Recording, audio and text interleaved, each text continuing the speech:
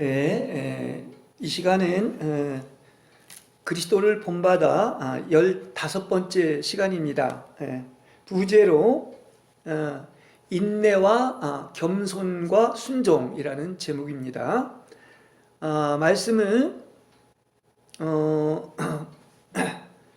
계시록 1장 9절 그리고 3장 10절 누가복음 21장 36절 욥기 42장 그리고 야고보서 1장 2절에서 4절 5장 11절 그리고 시편 78편 23절 히브리서 12장 4절 누가복음 2장 7절 요한복음 13장 12절에서 17절 그리고 빌립보서 2장 그리고 마태복음 11장 25절 욥기 15장 15절의 말씀에 근거해서 증거를 하겠습니다.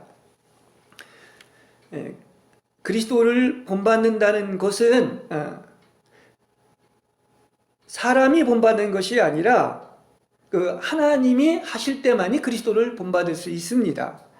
이 말은 무슨 얘기냐고 하면 신앙생활은 주께서 우리한테 친히 오셨고 성령이 우리 안에 삶으로 말미암아 그 주가 이루어 가시는 새 창조의 작업인 것입니다. 그러니까 하나님이 이 일을 시작하셨고 이 일을 다 마치실 때까지 우리는 그 인내가 그래서 필요하고 또 겸손과 순종이 필요한 것입니다. 우리가 할 일은 그거예요. 누가 하신다고요? 다 주님이 하는 겁니다. 그렇기 때문에 우리는 어떠한 경우와 상황이 되어도 오직 자신의 소망까지도 포기하고 겸손히 순종하는 여러분이 되시길 바랍니다.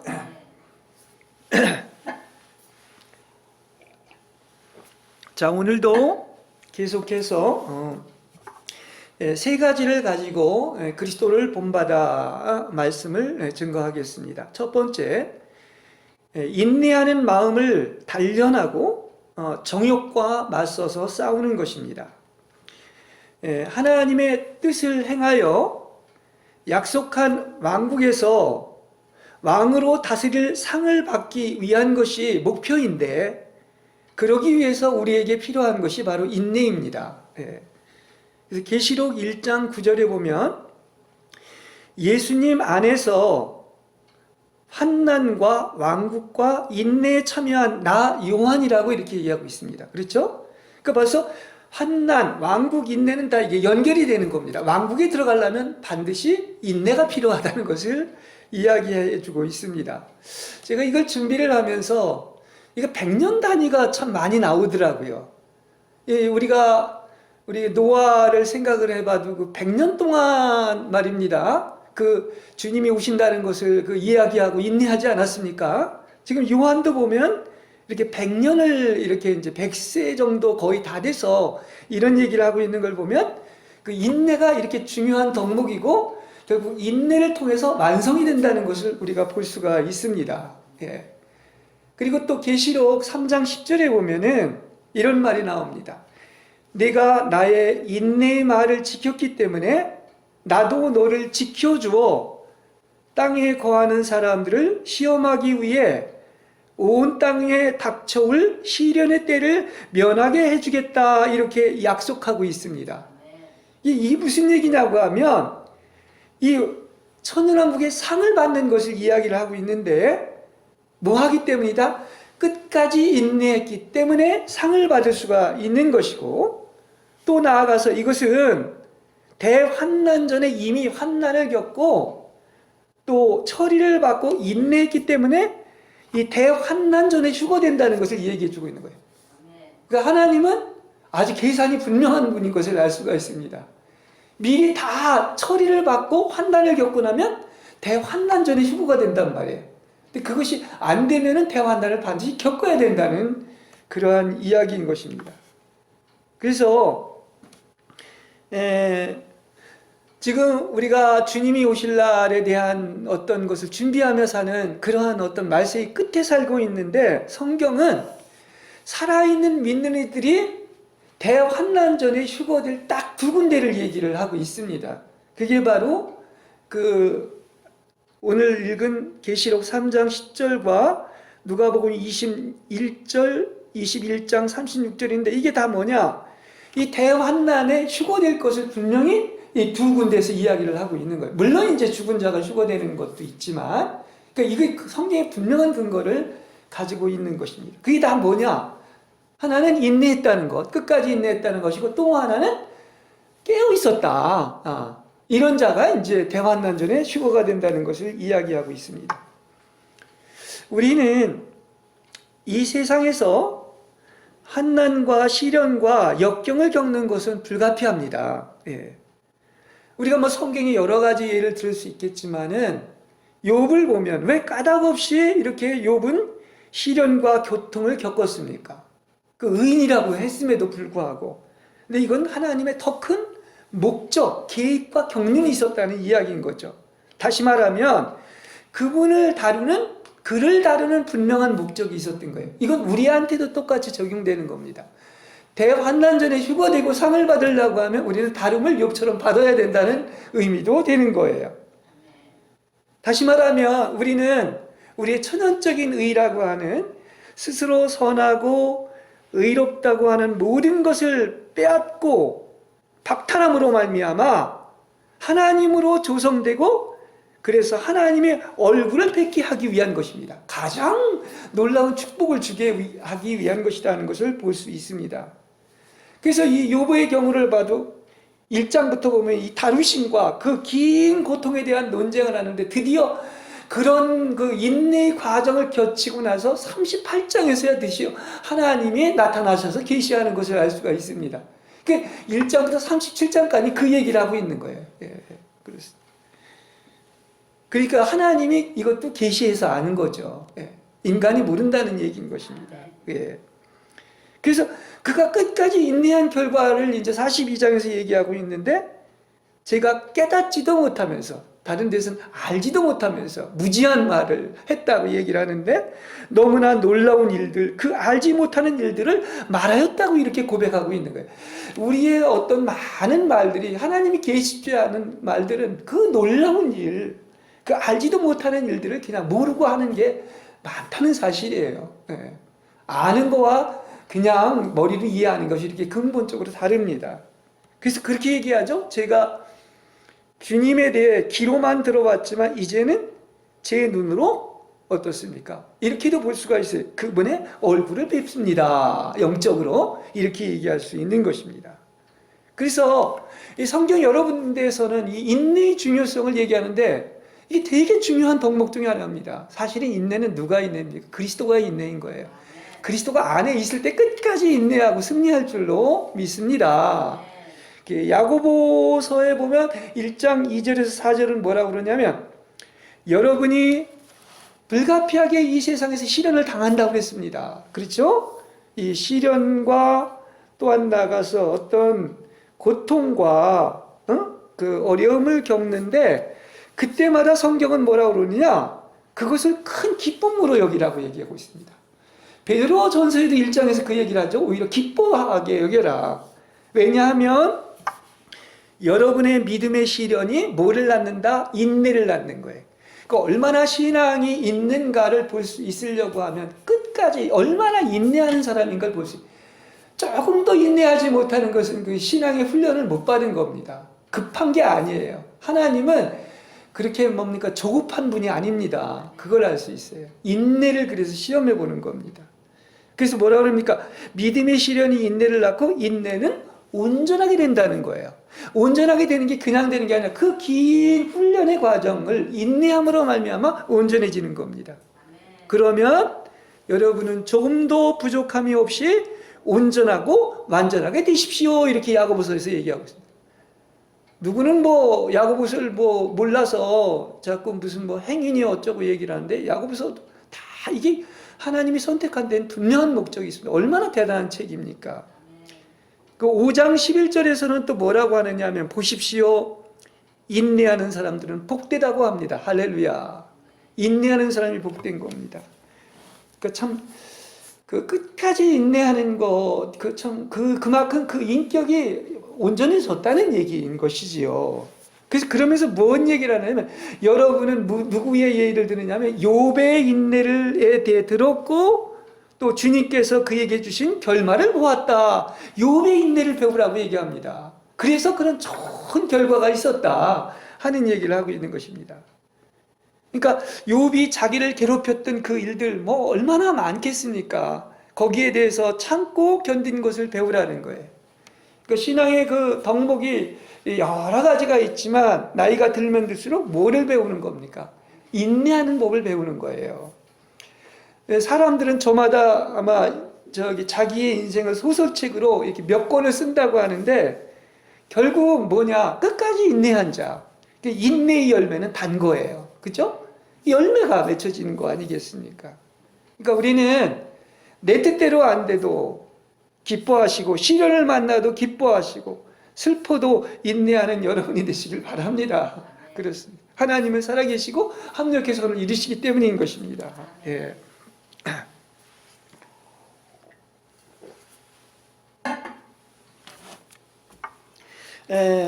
여기 아까 또 제가 인내하는 마음을 갖고 정욕과 맞서 싸우라고 그랬습니다.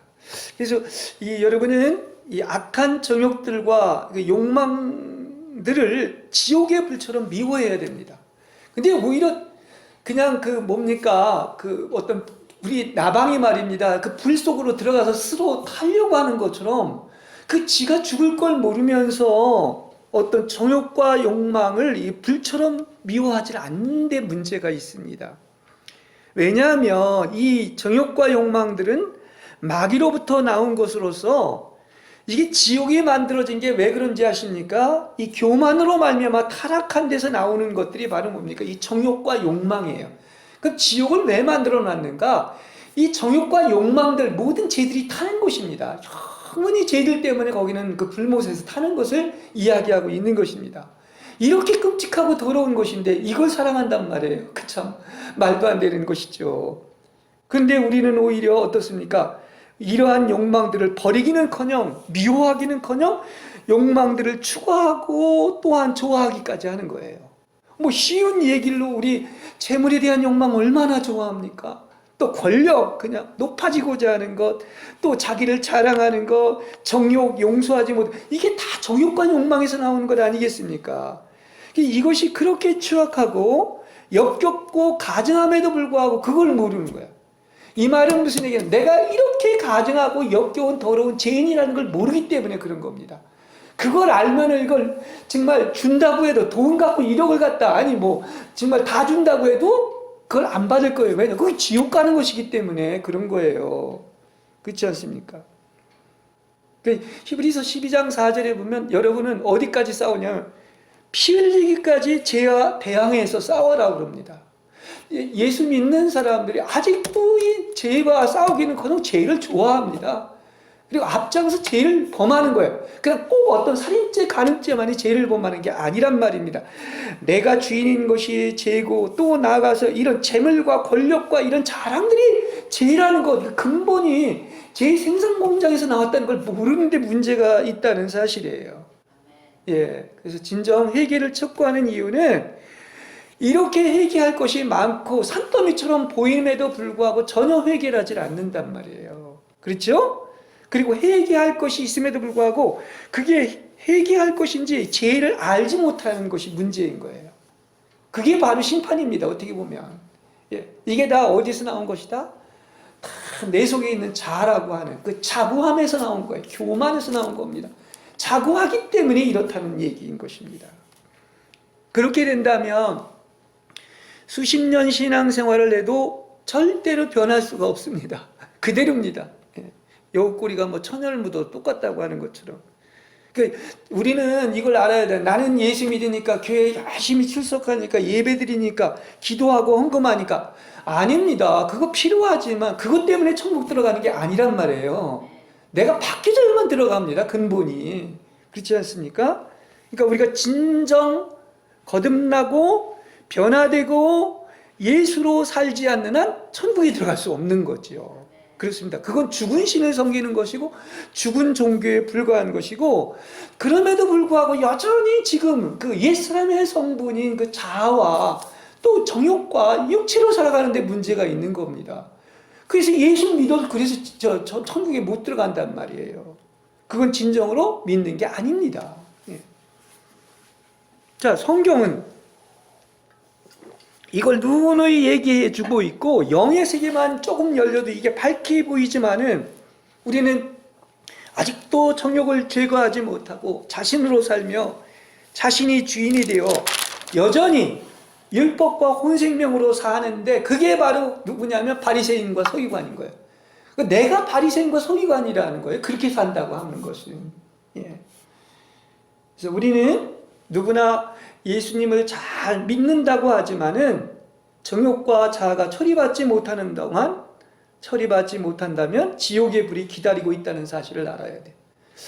제가 이런 얘기를 해서 그렇지만은 오히려 다 이렇게 많은 목사들이 천국 갈 줄 알면 제일 많이 있는 것이 그 지옥이다 하는 이런 그 간증들을 들으면서 안타깝지 않습니까? 오히려 이 사람을 인도해야 될 사람들이 오히려 그 지옥 가 있다는 이런 어떤 간증들이 있는데, 이게 다 뭐냐고 하면 이게 제대로 안 된 거예요. 겉은 다 예수 믿는다고 하지만 속생명이 근본적으로 변화가 안 왔기 때문에 겉모습을 봐서 모른다는 것을 이야기하고 있습니다. 그러니까 많은 사람이 천국으로 들어가려 하겠지만 들어가지 못할 것이란 말이에요. 근데 이게 바로 성경이 그렇게 얘기를 또 해주고 있어요. 뭐 누구나 다 천국을 들어가는 마음은 있겠지만 이 옛창조에 속한 정욕과 옛사람이 반드시 처리받아야만 합니다. 사실 그런데 이것은 자꾸 이게 무슨 꼭 분별이 필요한 게 아닙니다. 이게 자기가 스스로 가리고 있는 것인데요, 가르쳐 주지 않아도 성경만 보면 알 수가 있고 다 알 수가 있는 거예요. 속에 뭐가 있는지. 그렇지 않습니까? 그 육체를 따라 행하는 것은 거기 뭐 열몇 가지로 나와 있지만 갈라디아서 5장에 음행, 부정, 음란, 우상숭배, 마술, 적대감, 다툼, 시기, 분노, 편나누기, 분열, 종교, 시샘, 술취함, 흥청거리는 술잔치, 그 밖에 이와 같은 비슷한 것들이 있는데, 이것은 성경에서 봅니까? 여기 여러 가지 열거되어 있지만 하나님의 한국을 절대 상속받지 못한다고 얘기했어요. 그럼 답은 간단하잖아요. 어려울 것도 없지 않습니까? 성령의 열매가 다른 것처럼 그걸 알 수가 있죠. 그래서 마음은 원이지만 이러한 것들을 버리는 것을 왜 못하느냐고 하면 그게 바로 누가 하시는 일이다? 하나님이 하셔야만 가능한 거예요. 절대 자기가 살아있는 교만한 사람은 죽었다 깨어나도 못 버리는 것입니다. 하나님의 그늘과 은총이 임해서 하나님이 역사할 때만이 하나님만 하실 수 있는 것을 아시길 바랍니다. 그때 이제 겸손해야 하나님만 하실 수 있다는 것을 인정하게 된다는 사실인 것입니다. 마귀는요, 우리를 6천년 동안 또 괴롭혔고요, 또 알 수 없는 시간을 살아온 그 마귀가 우리 안에 들어와 있습니다. 근데 이게 내 어떤 것으로, 내 노력으로 이게 없어지는 것이 아니란 말이에요. 그렇죠? 예. 그래서 사람이 변한다는 것이 하나님의 은혜로만 가능하다는 것을 이야기하고 있는데, 그렇죠? 예. 이야기하고 있는데, 왜 사람들이 예수를 믿으면 그 1년을 믿은 것도 아니고 끊임없이 설교를 듣고 성경을 본다고 하는데, 아니 정욕과 자기중심과 욕망을 버리지 않지 않습니까?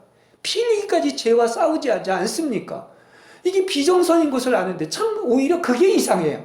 그게 더 이해하기가 어렵습니다. 당연히 그렇게 돼야 되는데 그렇습니다. 그래서 정말 이런 것들은 다 뭐냐, 그냥 아버지의 뜻대로 살지 않고 자기 마음대로 사는 거예요. 여전히. 그래서 아버지의 뜻대로 살아서 정말 왕국에 들어가는 자가 소수라고 하는 것이 이게 다 어떻게 된다? 이 땅에서 이루어져야 된다. 완성되어야 된다는 거예요.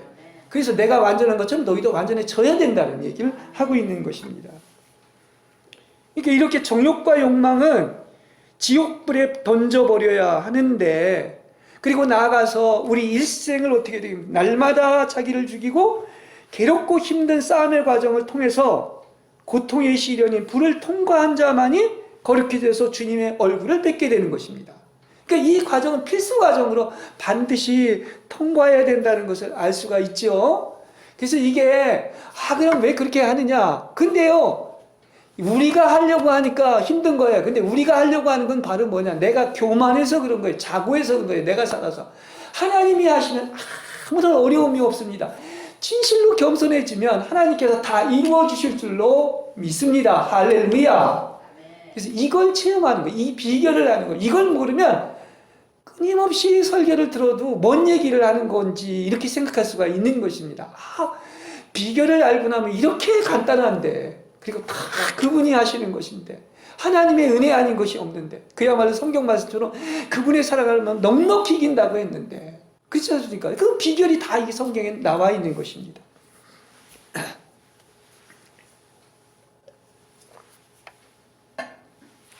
그 다음에 두 번째, 진리는 역시 참 너무나 단어들이 좋지요. 아까 얘기했지만 인내, 그리고 겸손, 온유, 순종, 이런 것들을 가지고 우리는 그 기도 시간에, 침묵 기도 시간에 묵상을 해야 되지 않겠습니까? 두 번째는 예수 그리스도를 본받아 겸손히 순종하는 것입니다. 이건 우리의 계속 제목이 아닙니까? 전체. 근데 왜 그랬냐면 예수님이 그렇게 하신 거예요. 예수님이 먼저 본을 보이셨고, 너도 이처럼 살아라. 이게 성경 얘기죠. 어려운 게 아니에요. 내가 이렇게 살았으니까 너도 살아라. 할 말이 없잖아요. 주님이 그랬으니까. 그래서 이렇게 예수님을 본받아 겸손히 순종하라고 예수님이 명령하신 것입니다.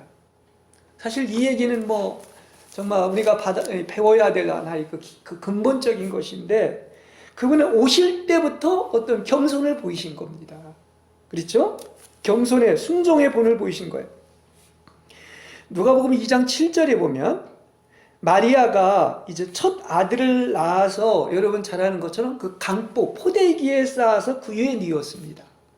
그때가 날씨가 추웠는지 춥지는 않았던 것 같긴 해요. 그럼에도 불구하고 바깥은 역시 밤이 되면 또 그 이스라엘이라니까 춥지 않습니까?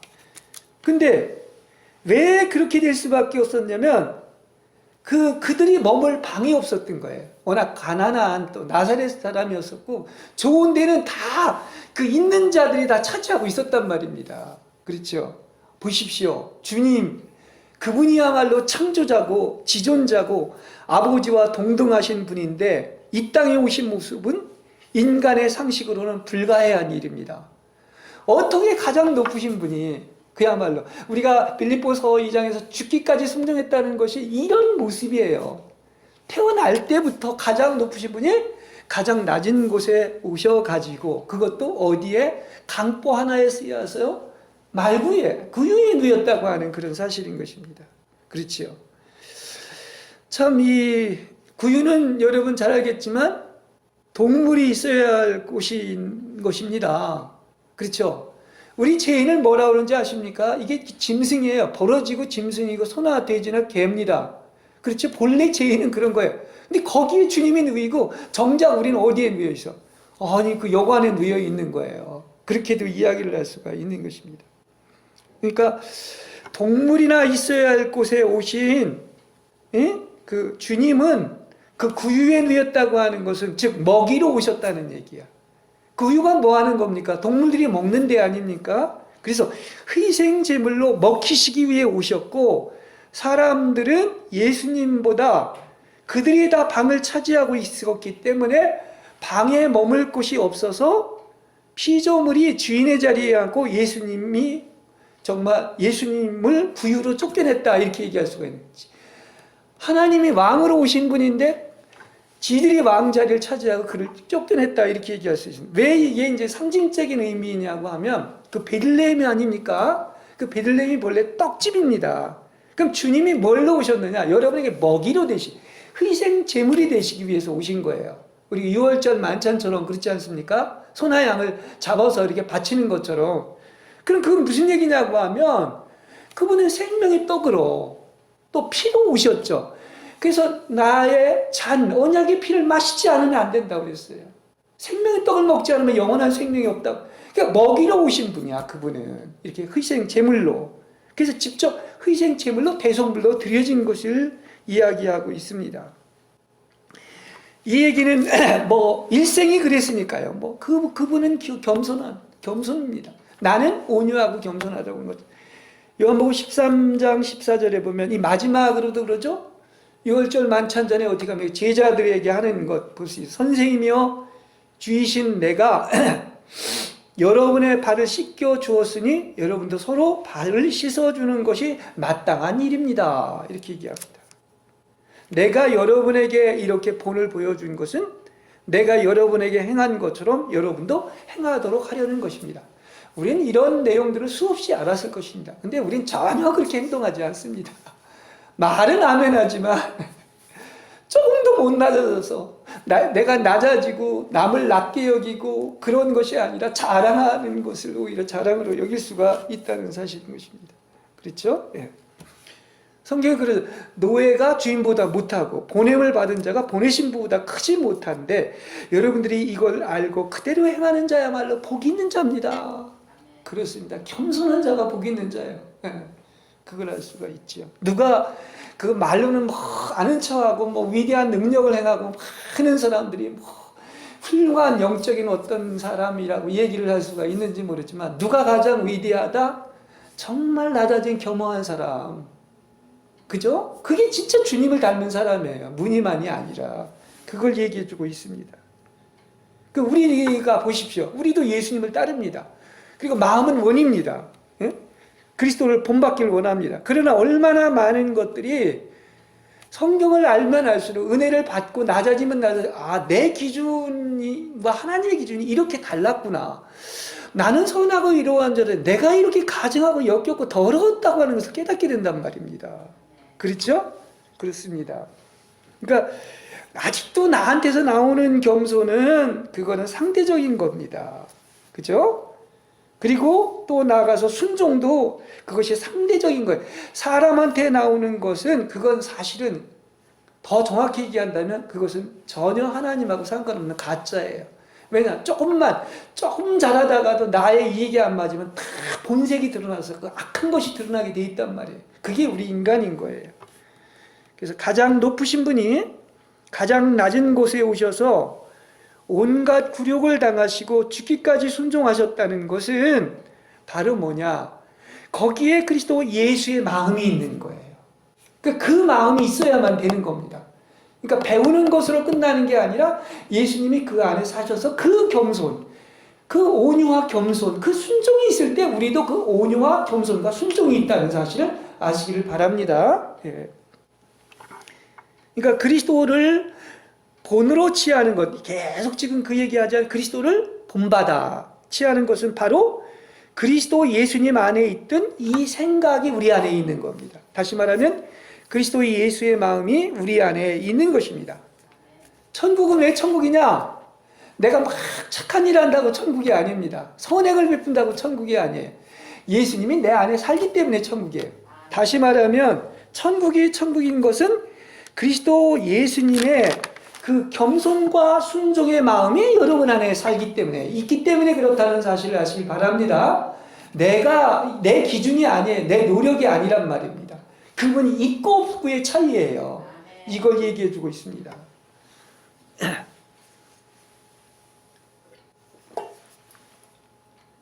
그래서 겸손이 제가 그전에도 그 얘기를 했지만 영적인 것은 다 그분이다. 그분 아닌 건 아무것도 없다. 인내도 그분이에요. 겸손도 그분이에요. 그랬습니다. 자꾸 이 이야기를 하는 것은 하나님이 말하는 겸손과 우리가 말하는 겸손, 그 많은 설교들이나 내가 생각하는 겸손하고는 완전히 다르다는 사실을 얘기하고 싶어서 그러는 거예요. 우리는 왜 여전히 예수를 믿는다고 하지만 죄 하나도 이기지 못하고 하나님께 못 미치고 땅에 속하고 이 왜 자신이 기준인 자 안에 있습니까? 이게 겸손하지 않고 온유하지 않은 거예요. 인내하지 않은 거예요. 다시 말하면 자고해서 그런 거예요. 교만해서 자기가 살아서 그런 겁니다. 다시 말한다면 예수님이 가르쳐준 본과는 전혀 다르게 사는 겁니다. 예수님의 본이 그럼에도 불구하고 그걸 모르는 겁니다. 예수님이 그러지 않습니까? 나의 마음은 온유하고 겸손하니 이 말은 예수님의 인격이 대신 살 때만이 겸손인 겁니다. 근데 진정한 안식이 있습니다. 쉼이 있습니다. 그렇습니다. 여러분은 기존의 자기사랑 다 비우고 가장 낮은 자리에서 죽기까지 순종하셨습니까? 어디까지 여러분의 체험이 되셨습니까? 그게 아직도 나로부터 나온 것입니까? 기준이 하나님의 기준입니까? 그리고 그게 하나 이론입니까? 실제입니까? 모든 성경의 말씀은 그거는 그냥 이해하고 이론으로 아는 것이 아니라 실제가 되어야 하는데, 그래서 하나님이 하시는 거예요. 그렇습니다. 그러니까 하나님이 알게 해주시는 만큼, 깨닫게 해주시는 만큼, 계시를 받은 만큼 실제가 되는 체험을 통해서 나의 것이 될 줄로 믿습니다. 이걸 계속 강조할 수밖에 없어요. 얘기를 딱 들어보면 저것이 자기의 기준인지 또 아니면 그냥 머리로 이해하는 것인지, 이 가슴으로 나와서 가슴에서 하나님을 만나고 하는 얘기인 것인지, 하나님의 기준인지 금방 이게 분별이 오는 겁니다. 그렇죠? 그래서 인간의 눈과 생각과 기준과 판단이 아니라 오직 하나님의 눈과 생각과 마음과 영이 되지 않고서는 절대로 같아질 수가 없는 겁니다. 그러니까 그리스도로 조성되면 그냥 꽉꽉 누르기만 해도 거기서 뭐가 나옵니까? 오직 예수가 나오는 거죠. 다른 것들이 있으면 속이지는 못하는 거예요. 다른 것들이 나올 수밖에 없는 거예요. 더럽고 추악한 것들이. 그래서 우리의 겸손은 그분만이 주인이고 그분만이 왕이시고 그분만이 겸손이신 것입니다. 나나 사물이나 일이나 사람이나 세상의 수준에 있다면 이것은 겸손이 아니에요. 그냥 인위적인 겸손이다. 이렇게 얘기할 수 있습니다. 참, 그래서 이 겸손의 덕목을 배운다고 하는 게 인내도 마찬가지고 평생입니다. 겸손해졌다, 온유해졌다, 낮아졌다고 하는 것이 이게 얼마나 예수님과 같아진다고 볼 수 있는 것 아니겠습니까? 그렇습니다. 그래서 겸손은 자신이 하는 것이 없는, 바로 정말 자신을 두고 이 가장 밑바닥에서부터 아래로부터 온 것이고, 또 예수님 말고 그 어떤 것에 의해 영향을 받고 유익을 얻고 기뻐하고 만족하는 것이 아닙니다. 그래서 진실로 우리가 겸손하다면 아무리 욕을 얻어먹고 괴롭게 하고 빼앗고 박탈당한다 할지라도 조금도 요동함이 없이 평안을 유지하는 거예요. 왠지 아십니까?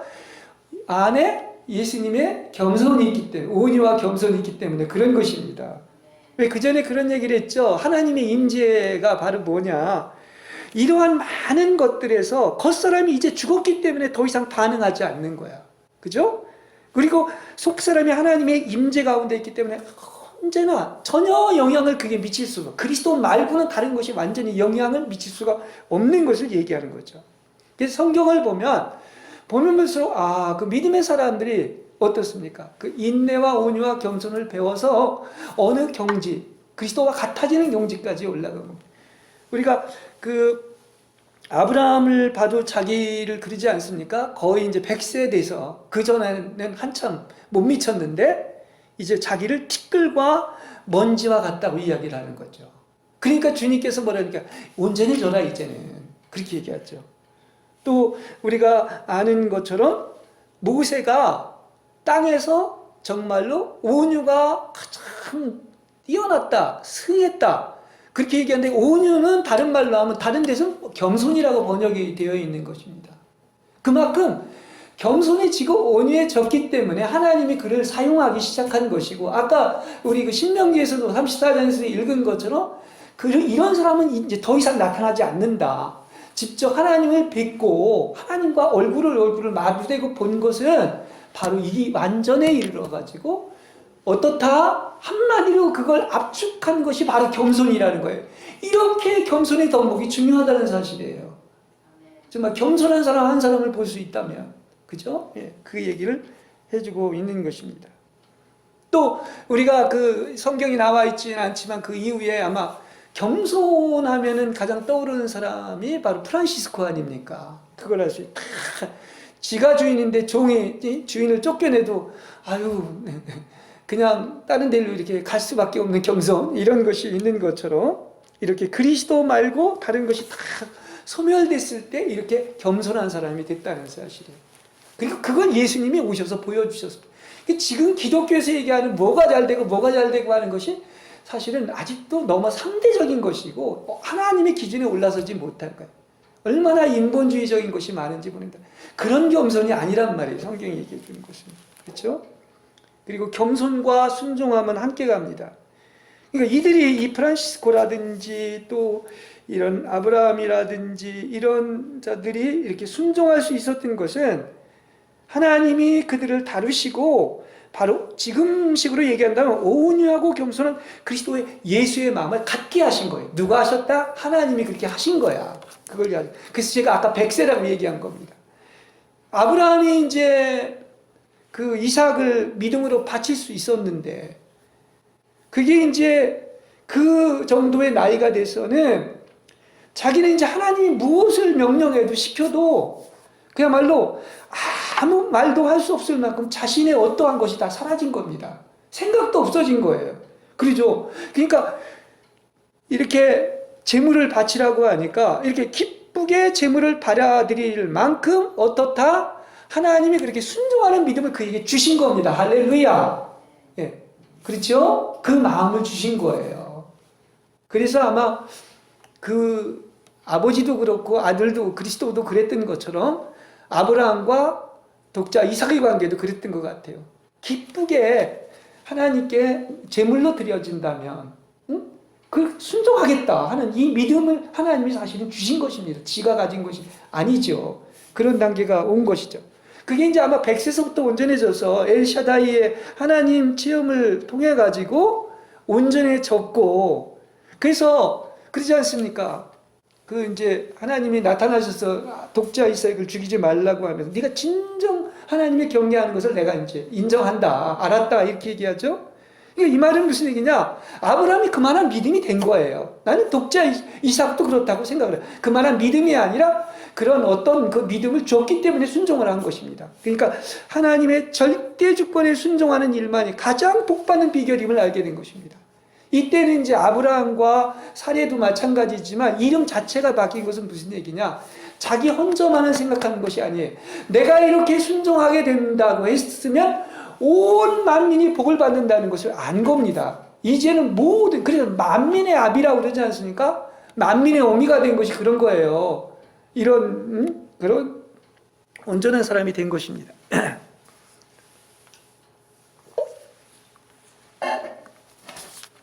그리스도가 겸손이고 순종이기 때문에 인격이신 그리스도가 살 때만이 우리는 겸손할 수밖에 없고 순종할 수밖에 없는 것입니다. 예. 여러분은 얼마나 그리스도를 본받아 순종하셨습니까? 예. 순종의 한계는 어디까지입니까?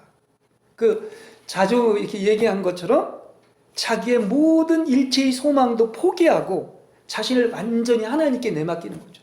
그죠? 예. 그걸 알 수 있습니다. 그래서 이렇게 주님처럼 철저히 죽기까지 복종하고 아버지의 뜻만 이루어질 수 있다면 기꺼이 자원해서 자기 몸을 어떤 것입니까? 살아있는 희생 제물로 드릴 수가 있는 것이죠. 그 왜 로마서 12장 1절에서 그 얘기를 하지 않습니까? 자기의 몸을 살아있는 희생 제물로, 사한 제물로 드리라고 하는 그것, 그렇게 돼야 되는 것을 이야기하고 있습니다.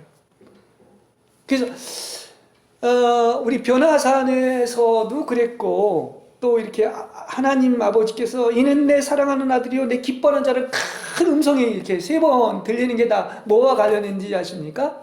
죽기까지 복종하는 거. 그것 때문에 들리는 거예요. 내가 십자가에서 죽기까지 복종한다는 거. 그게 키포인트인 것을 알 수가 있어요. 그죠? 그 침례를 받을 때도 침례가 뭐예요? 다른 게 다 죽었다는 얘기 아닙니까? 예수로 부활했다는 것이 그때도 그렇고, 또 십자가를 지고 하늘이 미랄이 된다고 해서 하늘에서 천둥 같은 소리가 들렸다고 하는 것도 그렇고, 또 주님이 이렇게 나가서 변화산에서 큰 그 음성이 들린 것은 다 뭡니까? 그게 바로 십자가에서 죽겠다고 하는 죽기까지 복종을 얘기했을 때 이렇게 된 것을 알 수가 있어요. 그러니까 결국은 겸손한 순종의 극명한 모습이 어디에서 드러나고 있다? 십자가에서 드러날 수밖에 없는 거야. 그렇죠? 그게 진정한 겸손입니다. 그래서 그리스도를 본받는다는 것이 겸손과 순종이라면, 겸손은 내가 무가 되고 그리스도가 전부가 되는 것이며, 순종은 나의 뜻이 사라지고 하나님의 뜻만이 이루어지는 것입니다. 마지막 겟세마네 동산에서도 그러지 않습니까? 나의 뜻대로 하지 마옵시고 아버지의 뜻대로 하시옵소서. 우리 아버님은 비교해 보세요. 나 너 목숨을 취해가야 되겠다. 그때 아우 그렇습니다. 물론 뭐 기도는 할 수가 있겠죠. 이걸 면하게 해주십시오. 그러나 아버지의 뜻대로 하시옵소서. 나를 취해가신다면 취해가십시오. 이게 이제 그런 어떤 것이라고 볼 수, 우리가 과연 그럴 수 있느냐 하는 거예요. 산재물로 드려질 수 있느냐 하는 것입니다. 제가 이제 이 복음을 전하면서 여러분에게 그냥 무조건 그냥 어려움을 주기 위한 것이 아닙니다. 여러분이 언뜻 들을 때는 이 복음이, 왕국 복음이 지나치고 너무 부담이 되고 큰 도전이 될 거라고 생각을 합니다. 그러나 그것도 괜찮아요. 이거 제가 하는 게 아닙니다. 하나님이 하시는 거예요. 그렇다고 내가 완전하지 못하다고 나는 이런데 저 사람은 이게 이렇게 생각하지 마시고 결코 그것 때문에 정죄하지 마시기 바랍니다. 그렇습니다. 여러분은 어떻다? 지금 저도 마찬가지고 그 길을 목표를 향해서 가고 있는 중이란 말이에요. 예, 그렇죠. 그러니까 하나님의 안배에 따라서 때가 되면 받아들일 수 있는 믿음도 주실 것이고 여러분은 거룩해질 줄로 믿습니다. 그걸 같이 가자는 얘기지 나와 다르다는 그 얘기가 아니지요. 그러니까 여러분이 그리스도를 본받아 겸손히 순종한다면은 이제 자연스럽게 이 천국 복음이 기쁘게 받아들일 날이 올 줄로 믿습니다. 부담이 되면 부담이 되는 대로 받아들이시기 바랍니다. 그렇죠? 주여, 이렇게 겸손을 얘기하면서 이 겸손, 도대체 이 겸손이라는 게 최고의 덕목이라고 얘기하고 있는데 이렇게 주님의 겸손을 배우시길 바랍니다. 우리의 마지막 기도도 주여 주님의 겸손을 배우게 하소서 이렇게 기도할 필요가 있죠. 예. 그다음 마지막 셋째,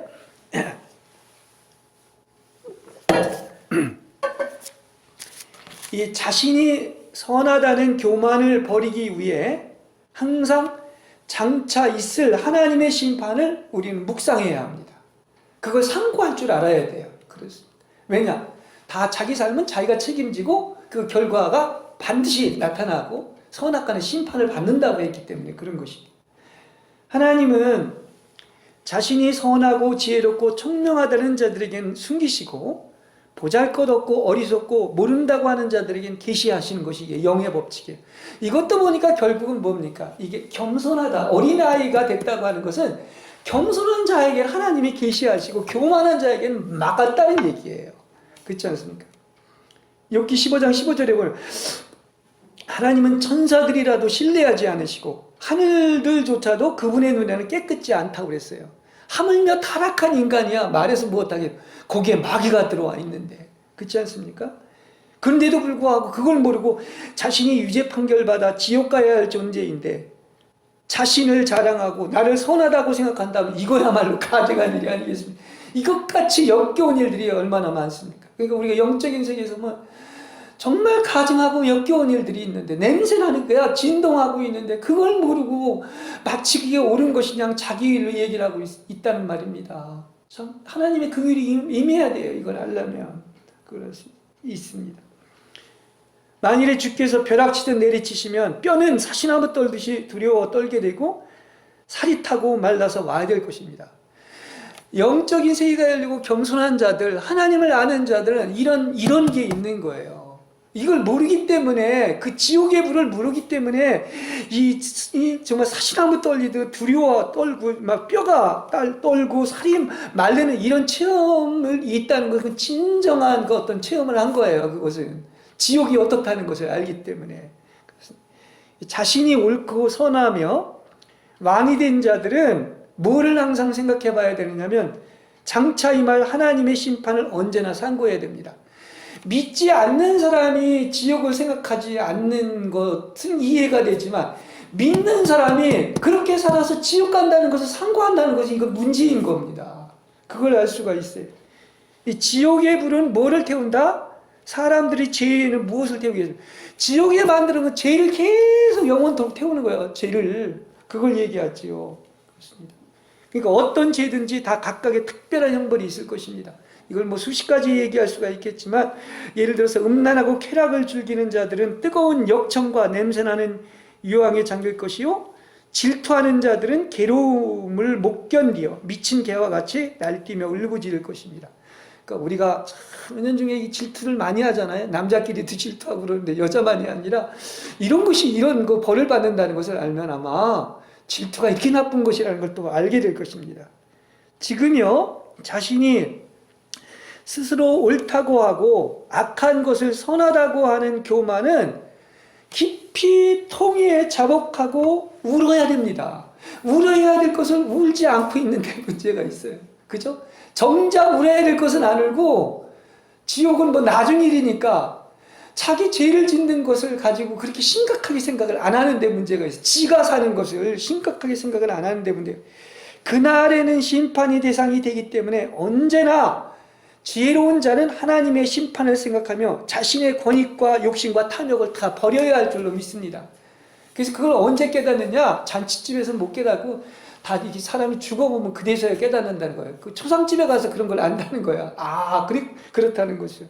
그러니까 이것들은 다 뭐냐? 불에 탈 재료들만 계속 증가시키고 있다는 사실이에요. 아직도 우리가 죄를 이기지 못하겠거든.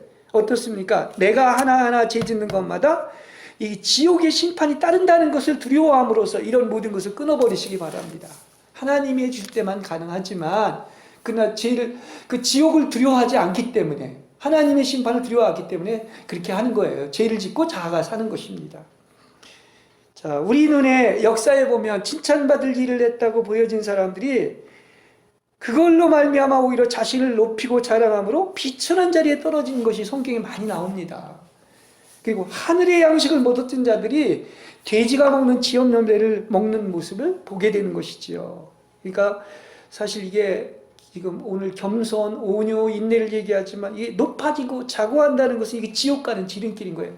여러분 잘 됐다고 전혀 기쁜 게 아닙니다. 겸손이 더 깊이 들어가면 하여튼 이 땅에서 높아지고 무슨 장자리를 차지하는 것들이 나중에 다 심판의 대상이 될 수 있는, 뭘 그렇게까지 얘기하십니까? 아닙니다. 그 사도 바울조차도 그 놀라운 계시를 받은 사람이 너 자고하지 말라고 사탄의 가시까지 줬잖아요. 어디 지도자가 이렇게 높아진 적이 있었습니까? 다 낮아졌지. 밑바닥까지. 그걸 보는 예수님이 보여주신 거예요. 근데 다 높아지려고 하지 않습니까? 예. 우리는 잠시라도 하나님이 은혜 가지면 안 된다. 겸손한 자만 이렇게 생각하는 거야. 그렇죠? 하나님 없이는 잠시라도 안 된다. 주님이 손길을 거두어 가시면 거룩함도 없고 어떤 지혜도 아무 소용이 없고 어떤 힘도 도움이 될 수 없습니다. 그리고 어떠한 순결함도 지켜질 수 없고 다 허사가 되고 만다는 사실을 아시기 바랍니다. 바울과 욥과 뭐 다니엘이 있다고 할지라도 거기에 예수님이 없으면 그건 다 도둑놈이다. 그렇지 않습니까? 아무것도 아니다. 심지어 그렇게까지 얘기하잖아요. 어떻게 그 높아지고 자랑할 수가 있겠습니까? 우리가 지금 일킴을 받아 살아나는 것이 다 하나님의 긍휼과 은총이고 하나님의 인도로 된 것이에요. 하나님이 하신 것이죠. 네. 그래서 내 힘으로 언제나 여러분은 한시라도 살 수 없음을 기억하시기 바랍니다. 예. 주께서 견고하게 하실 때 바다 물결에도 요동치지 않게 되는 것입니다. 주만이 100% 모든 것이 하나님만 하신 그 겸손이라는 것이 이걸 배우는 거야. 평생 바로 뭡니까? 나는 버러지다. 벌레다. 아무것도 할 수 없다. 그리고 주님께 모든 주권을 맡기고 오직 주님만 믿고 순종하고 따르면서 하나님만 할 수 있다. 이 작업이 그렇게 오래 걸리는 거예요. 그 오래 걸리는데 완성됐으면 그건 얼마나 좋아요. 그렇게 해도 완성이 못 됩니다. 그걸 할 수 있어요. 그러니까 알게 모르게 우리는 주님이 함께 하셨고 또 역사하셨고 사랑하셨고 안배하셨고 돌보아 주신 거예요. 한치라도 하나님 은혜 없이 된 건 없어요. 하나님의 손길 속에 있었던 겁니다. 그래서 이걸 누가 하시는 것입니까? 그 길을 정하신 분도 하나님이고 그 모든 것을 판단하시는 분도 하나님이고 그분의 여러분의 삶을 계획했다고 하시는 하나님의 절대 주권을 인정하는 여러분이 되시기를 바랍니다. 그렇죠? 왜냐하면 모든 만물이 주님에게서 나오고 주님을 통하여 있고 주님께로 돌아가기 때문인 것입니다. 그래서 우리는 어느 누가 사람을 판단하는 것은 이건 대욕죄를 범하는 거야. 다른 죄가 아니라. 판단할 자격을 가진 분은 하나님밖에 없는데 우리는 얼마나 많은 사람들이 주제넘게 남을 판단하고 있습니까? 그렇죠? 그래서 주의 판단 앞에서는 그 어떤 것도 숨을 곳이 없고 한 털락의 교만과 욕망도 반드시 심판받는다는 것을 안다면 우리는 절대로 우리한테는 판단할 자격이 없는 거예요. 판단하는 자체가 바로 교만인 거예요. 예, 그렇습니다. 우리가 이제 여러 가지 그 바람 얼마나 좋습니까? 얘기를 하는데, 여기가 좋사오냐? 아까 산상 변화주의에서도 이제 저기 알지도 못하면서 그 얘기를 하고 있는데, 우린 이런 생각 같죠. 우리가 헛된 욕망, 육정, 정욕이 이 다 처리받으면 얼마나 좋겠습니까? 그렇죠? 깨끗한 사람이 되는 거 아니겠습니까? 또 자아가 완전히 사라졌다면 얼마나 또 좋겠습니까? 또 썩어져가는 구습을 쫓는 옛사람을 벗어버리고 새 사람으로 이렇게 창조되었다면 얼마나 좋겠습니까? 이게 다 우리의 목표 아닙니까? 또 어린아이와 같이 겸손해지며 기쁘게 순종하는 그 그리스도 예수의 마음이 우리 안에 있다면 얼마나 좋겠습니까? 그렇죠? 다 답이 있잖아요. 그리고 진정한 평안이 오잖아요. 예. 그리고 주님과 연합되어 거룩해졌다면 얼마나 좋겠습니까? 그리고 하나님에게만 소망을 두고 하나님만 사랑하는 그 불이 뜨겁게 타오른다면 얼마나 좋겠습니까? 그 천국과 지옥은 부인할 수가 없어. 무지해서 그런 것이지, 이게 성경만 제대로 알고 또 나아가서 영의 세계가 조금만 열려도 천국이 바로 이 자리에 있는 거예요. 지옥도 이 자리에 있는 겁니다. 그렇죠? 천국 가는 길과 지옥 가는 길을 이게 분별할 수가 있어요.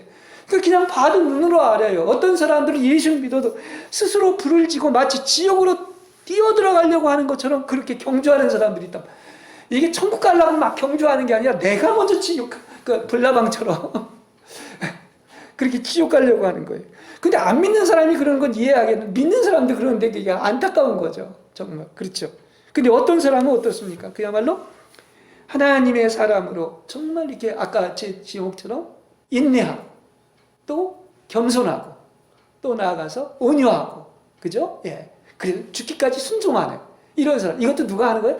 하나님이 하시는 것이지만, 이렇게 정말 그런 또 영과 혼과 몸이 나무랄 데 없이 온전하게 보존되어서 청가할 수 있는 사람이 또 보이지 않습니까? 이게 많으면 참 좋겠죠. 얼마나 좋겠습니까? 이해하면. 그렇지 않습니까? 몇 표가 될지 모르겠어요. 1.5%, 어떤 사람은 뭐 2%, 어떤 사람은 5%, 뭐 어떤 사람은 10%도 안 된다고 그러는데, 물론 이제 나중에는 다 이제 새하늘과 새 땅에 들어가겠지만, 좀 이런 사람이 있으면 얼마나 좋겠습니까? 이건 우리의 그 정말 마음이에요. 아, 좀 이런 사람, 하나님이 얼마나 기뻐하시겠습니까? 그러니까 천국과 지옥은 어디에 있다? 미래의 얘기가 아닙니다. 바로 지금 이미 이 땅에서부터 시작되고 그게 다 보인단 말이에요. 그렇습니다. 그래서 지금 천국의 누림 안에 있는 사람이 있고 지옥불을 안고 사는 사람이 있다는 것을 아시기를 바랍니다. 자기가 지금 지옥불에 들어갈 것을 가지고 살면도 불구하고 그거 마귀가 이렇게 눈을 가리고 이렇게 어떻습니까? 이렇게 그 말씀이 속임을 당하고 가려져 가지고 그렇게 지옥불을 안고 살고 있는 거예요. 오늘 변화산의 그 영광스러운 모습처럼 정말 천국에 들어갈 준비가 다 되어 있는, 예비되어 있는 사람이 있다면 얼마나 좋겠습니까?